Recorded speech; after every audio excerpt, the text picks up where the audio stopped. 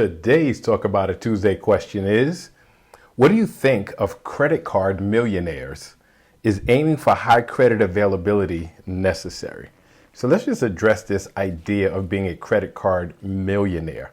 No such thing in reality. And I know the questioner is really referring to $1 million credit line or $1 million plus credit line. But I think most people don't even understand what it means to be a millionaire. And I'm going to explain it because it will give clarity to my position on this. So a millionaire is about having $1 million plus net worth. So how do we determine net worth? Because most people think millionaire means $1 million in cash. And that's just insane. Like anybody who has $1 million in cash is a fool because we understand that because of inflation, the value of cash decreases every year. The spending power of it decreases every year. So it is important that we begin to think in terms of assets. So a person with $1 million net worth has what you call a balance sheet where they list all of their assets on one side. And what are assets? Anything of value that could be sold. So it could be real estate, it could be jewelry, it could be your vehicle, it could be personal items that have value. It can be whatever it is that has value that can be sold is an asset. So you list all of your assets on one side. Again, valuation of a business, real estate, stocks, bonds, all these type of things you list on one side in terms of their value, their total value. And then on the other side of the balance sheet, you list your liabilities, meaning all of your debts. So if you had a piece of real estate worth $1 million, but you owe a mortgage of $800,000, right? That would be subtracted, right? So the equity is $200,000, and you do that all the way down the line. You put the value, total value of all the assets on one side, the total debt that you carry on the other side, whether it's credit card debt, personal loan debt, money that you're paying off for the asset, whether it's a mortgage or a car note, whatever it is, you put it on the other side. You subtract the debt, the liability from the asset values, and that will tell you your net worth. So if you notice, I never mentioned credit on either side of that, right? So unless we say credit card debt is a liability. So credit availability is not an asset.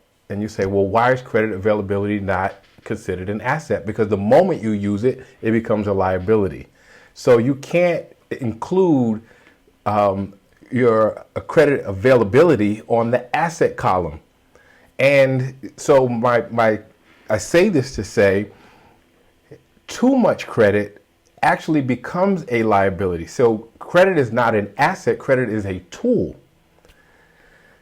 Being that it is a tool, it must be used wisely as leverage, meaning if you take the available credit line you have to purchase assets, and the asset that you purchase has what we call equity in it, meaning you purchased it for less than what it's worth, or it will increase in value over time, or as you pay down in value, you get equity so that on the balance sheet, it weighs more than the liability, then it is a good tool.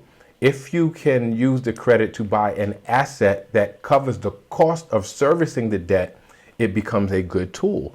If you can use the credit to buy an asset that not only covers the cost of servicing the debt, but also pays you income and potentially gives you equity, then it is a good tool. But it is in itself is not an asset, so it cannot be counted as an asset on the balance sheet. So how much credit is too much credit? It's kind of like that inverted U, right?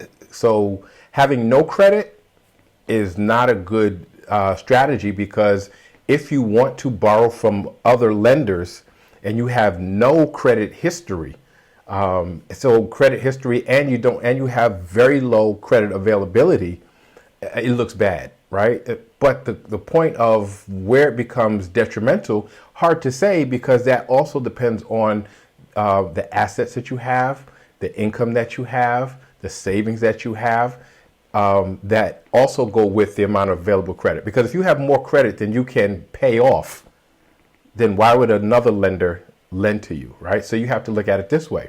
If you have $1 million worth of available credit, that's a potential $1 million liability, meaning it's a potential $1 million debt. So as a lender, I'm going to look at that and say, you might be too risky, because especially since you talk about $1 million credit card debt is unsecured, meaning the only way for them to recover if you stop paying is to sue you. They don't have an asset to take.